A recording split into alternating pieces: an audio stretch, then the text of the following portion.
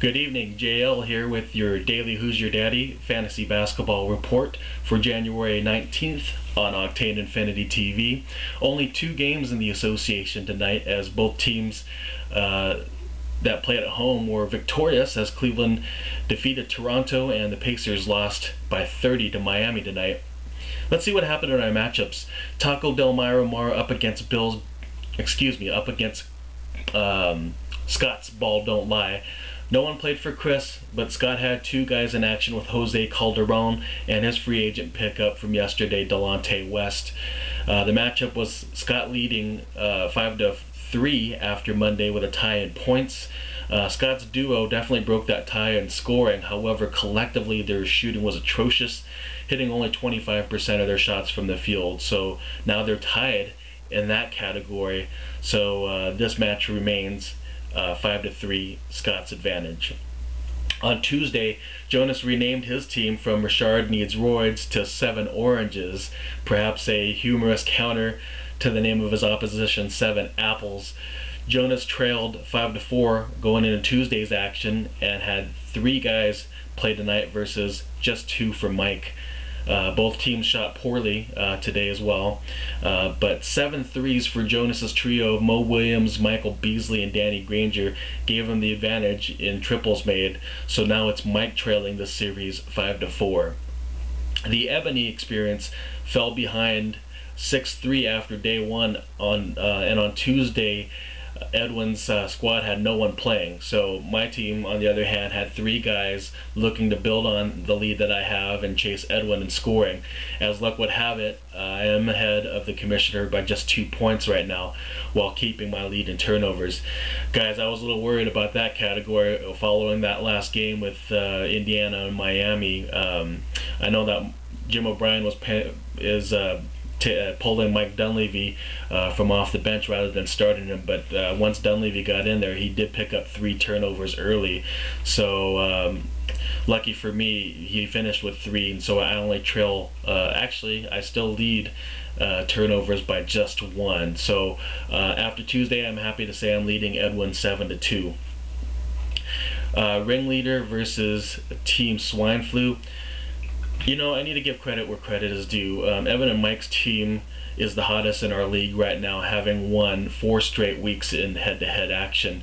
But they'll need to keep that up if they're going to remain ahead of both Edwin and me, who both have streaks of 3 and 2 ourselves, respectively. Bill only had 2 guys from Toronto playing tonight, Chris Bosh and Hito Turkoglu, while TSF had 5, easily the most out of any GM tonight. Even worse, one of the 5 guys that he had was LeBron James. So anyways, but like I said last night, Bill's going to remain competitive, even against this team who's easily leading the league in moves. I don't know where he's at right now, but I imagine somewhere in the mid-100s.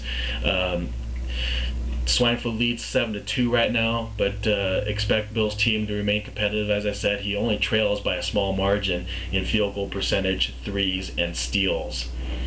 Finally, the marquee matchup has Hoop Kings versus Jobbers. Renee's entire team had the night off, and Adam was looking to build on his lead with his free agent pick of Anthony Parker, and of course the incomparable Dwayne Wade of Miami. Wade was sensational in the Heat's thrashing of the Pacers.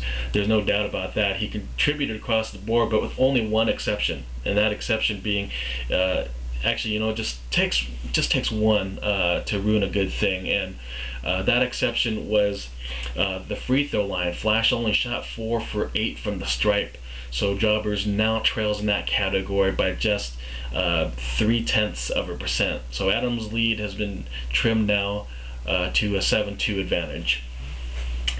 Now for League Leaders, brought to you by Mike the Realtor. First, the leaders for the day of Tuesday, January the 19th.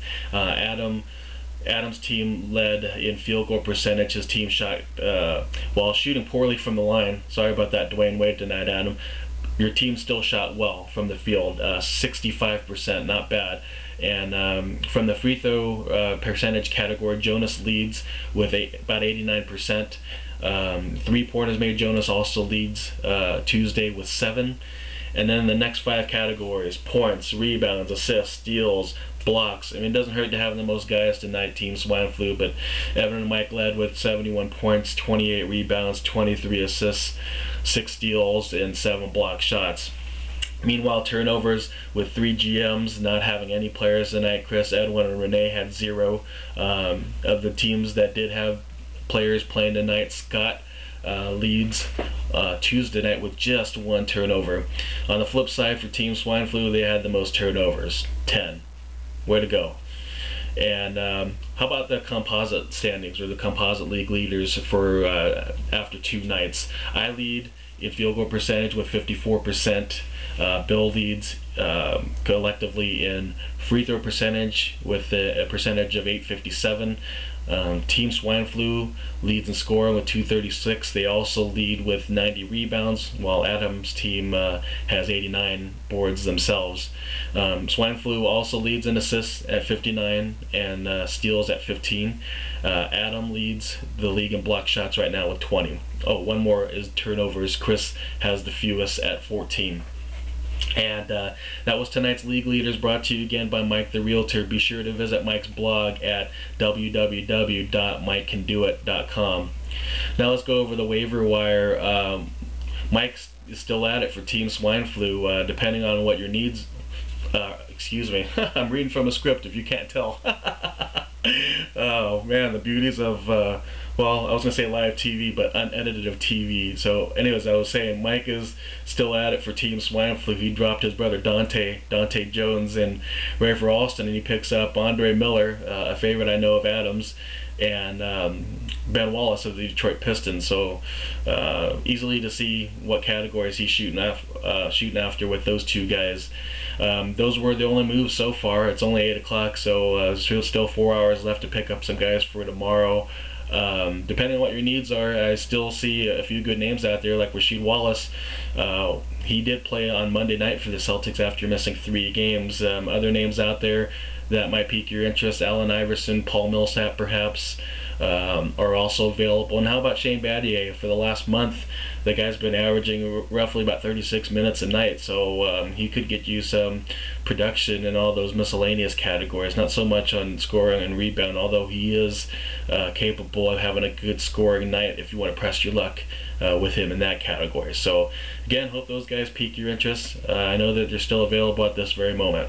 And hey guys, that's it from the bomb shelter. This has been your daily Hoosier Daddy on Octane Infinity TV, exclusively at youtube.com.